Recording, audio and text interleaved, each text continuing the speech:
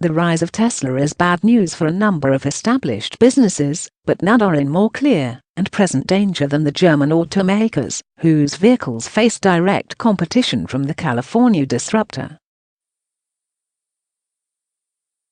Model S has been stealing market share in the large luxury sedan segment for a couple of years now, and it's surely only a matter of time before Model 3 begins to encroach on the small sedan segment as well.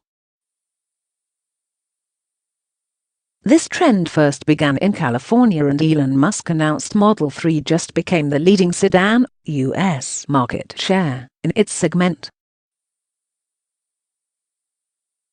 How bad will the carnage be, and why aren't the Germans doing more to defend their markets?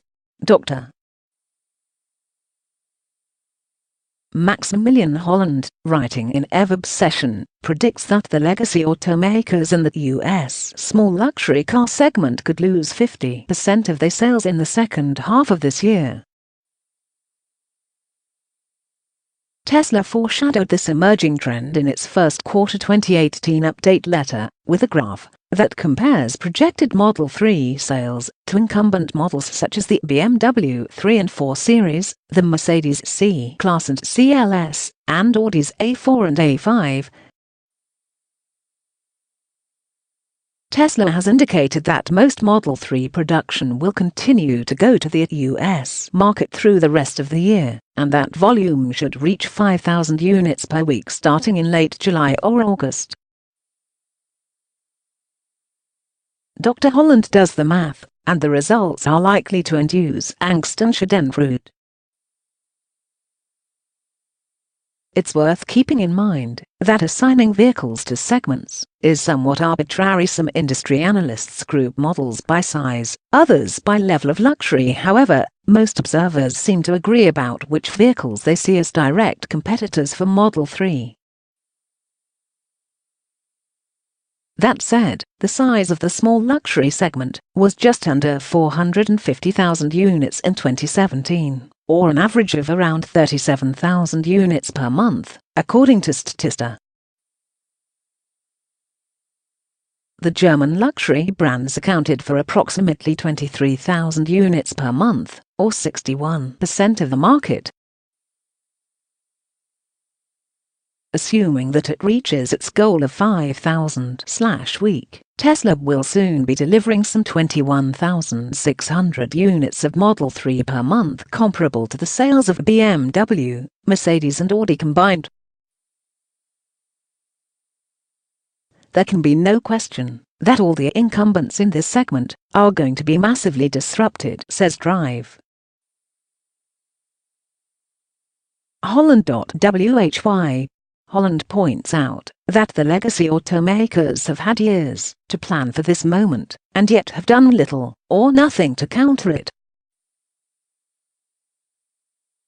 Despite the huge financial and engineering talent resources at their disposal. If the success of Model 3 came as a surprise, it certainly shouldn't have. Elon Musk has been talking about producing a mass-market EV since Tesla's founding in 2003. And when the company formally unveiled Model 3 in 2016, 250,000 orders poured in. The German brands could see how popular Tesla's third-gen vehicle was, and they had to know that it would be aimed squarely at their markets. Model S has been pilfering from their plates since 2012. Along with most of the world's automakers, the Germans have been sitting on their backsides fumbling around with press releases and half-promises of action on EVs, while continuing to invest the vast majority of their time and resources into fossil fuel vehicles, and trying to wring the maximum revenues out of this century-old technology, as Holland eloquently puts it.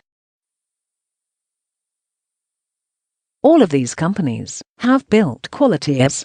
BMW's i3 was at the forefront of EV development when it hit the market in 2014, but senior management soon lost interest, and the Bavarians haven't introduced a new EV since.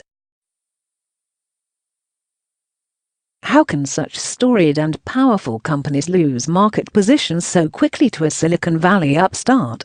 EVs represent a far superior technology, as anyone who's driven one will attest, and the high end of the market, where the high cost of batteries is less of a deal killer, is the most logical place to introduce them. The German luxury brands were ideally placed to explore the potential of EVs in the large premium segments, writes Holland.